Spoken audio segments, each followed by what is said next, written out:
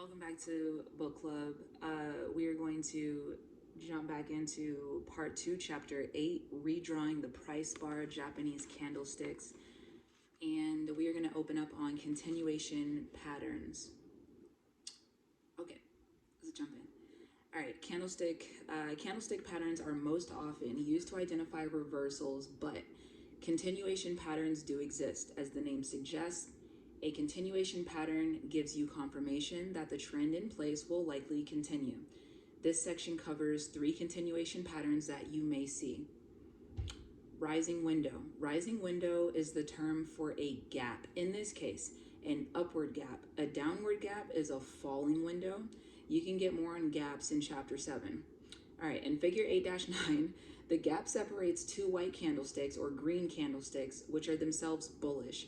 The next bar doesn't fill the gap, called closing the window. The gap between the 2 price bars is confirmation of the existing trend. And the market's refusal the following day to go back and fill the gap is further confirmation that the trend is okay.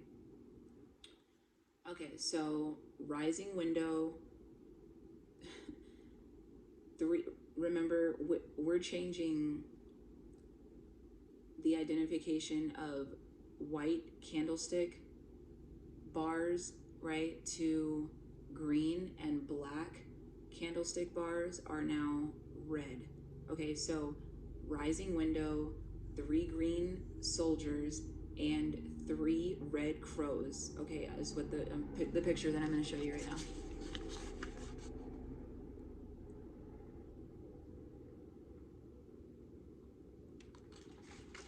Okay, so now you have a reference for what I'm about to read. Okay, so 3 green soldiers. The second exhibit in figure 8-9 shows 3 green soldiers. Okay, so in this pattern, note that 3 large green candlesticks are in a row. Seeing the close consistently over the open for 3 days confirms that the price series is in an uptrend, and the size of the bars indicates its robustness. All right, so 3 green soldiers is a pattern that has to come after a series of bullish or green candles to be considered a continuation pattern. It goes by the boring name advance block. In contrast, when 3 green soldiers comes at the end of a down move, it's a reversal pattern. In both instances, the pattern is even better if the top wick is small or not there at all, meaning the close was at or near the high, bulls won all the way till the end. Okay, 3 red crows. 3 red, it's referred to traditionally as 3 black crows, not to confuse anyone. But again, we have changed the terminology, okay? All right, so 3 red crows. 3 red crows is the upside down mirror image of 3 green soldiers. Again, traditionally referred to as 3 white soldiers. Okay, only with red real bodies. In this pattern, refer to figure 8-9, that is the last that you just saw. You have 3 periods of the close, under the open, and lower each time, with the bars fairly sizable. The price series is now in a downtrend.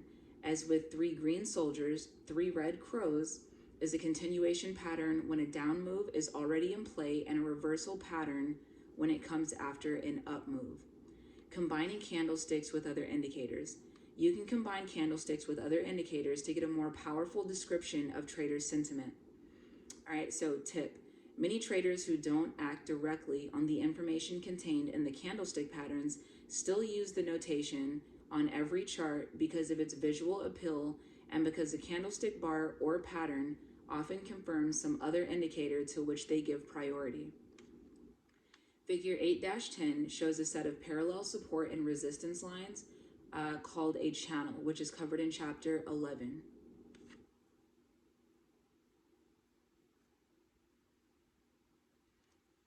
Okay, I thought I had to sneeze. You use a channel to outline the probable limit of future price moves, either up or down. Note that I describe each of the candlesticks on this chart in preceding sections in this chapter. The harami is followed by a rising window or upward gap and a tall green candle. These three candlesticks together are bullish and alert you to go back and start the channel at the lowest low, the bar before the harami. All right, so figure 8-10.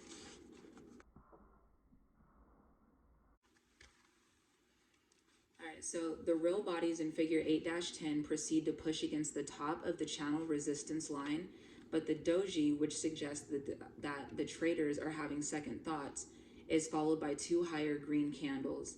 The two green candles indicate that the reconsideration of the move on the doji day culminated in traders' decisions to keep taking the price up.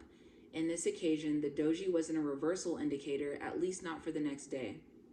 After the two green candles comes a bearish engulfing candle, a reversal warning that this up move may be ending.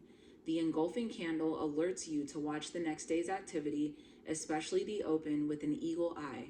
You can also use candlesticks to confirm relative strength, momentum, and many other indicators. So check out chapter 13 for the details on relative strength and momentum. Note that in Japan, a favorite indicator to use with candlesticks is the moving average, which is covered in chapter 12. Some traders use specific candlesticks to identify setups or a pattern configuration that is believed to have a high probability of delivering a specific outcome. So say that after a long series of falling bars, you see a doji indicating indecisiveness, or a harami that closes near the upper end of the previous candle, and then a bullish engulfing candlestick. At the same time, another indicator like the stochastic oscillator or relative strength index shows the security to be deeply oversold. This scenario is a high probability trade setup, which means you get out the big guns because you want to buy. You can find many resources out there, including in print and online, for great ways to combine candlesticks with other indicators. Trading on candlesticks alone. Reading candlesticks is like reading standard bars. Endlessly fascinating, even addictive, but be aware that all bar reading takes practice. Some specific bars and patterns of bars are well known, and thus likely to get the expected response from market participants. But to do a good job interpreting candlesticks, you need to understand the dynamic and complex relationships of many patterns all at once, like juggling 6 oranges rather than 3. So remember, as with standard bar interpretation, the predictive power of a particular bar or pattern of bars may be limited to the next day or next few days. Like all technical indicators, candlesticks work only some of the time to deliver the expected outcome. Evaluating candlesticks alone without confirmation from other indicators is a daunting task. First, you have to define carefully what each candlestick looks like. As noted in the section, harami in this chapter, a harami, for example, can be bullish or bearish, depending on the other bars around it.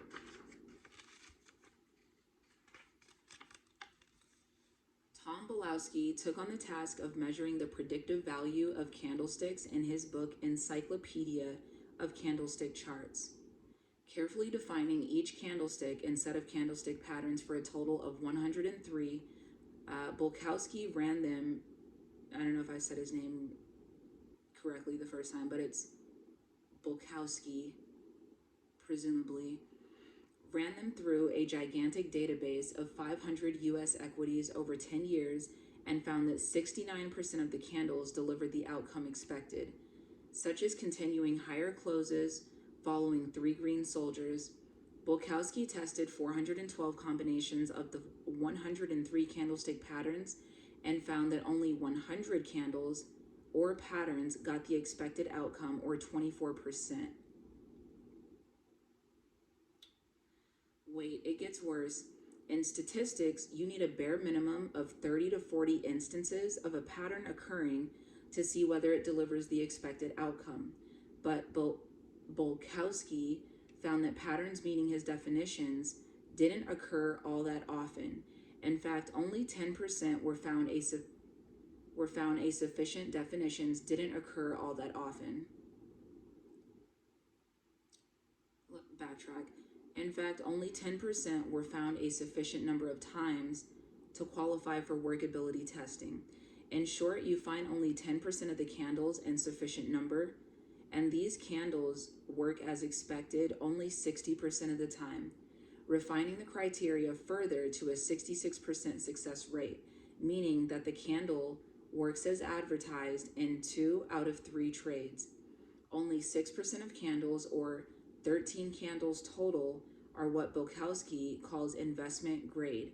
These candles include some that I describe in this chapter, including the bearish doji star, bearish engulfing candle, and rising and falling windows. Bulkowski's findings don't mean that you cannot find a specific candlestick that works most of the time in your security. A higher incidence of success in candle reading may be due to other traders in the same security seeing the same candlestick pattern and believing it will work. And so it does. In foreign exchange trading, for example, the hammer, shooting star, and engulfing bull or engulfing bear candles work nearly all the time. A qualification of the Bulkowski study is that it was applied to the U.S. equities, not commodities or other securities, and over a specific 10-year period. Still, the study confirms what you already knew. No technical indicator works all the time. That doesn't mean specific candlesticks won't work for you, especially if you add confirming indicators like the MACD or MACD. This only emphasizes, once again, that chart reading is an art. All right, so that is the end of that chapter. And the next read, we'll jump into section 3, chapter 9, which is titled Finding Patterns. All right, cool. Thank you again for joining, and I will see you next time.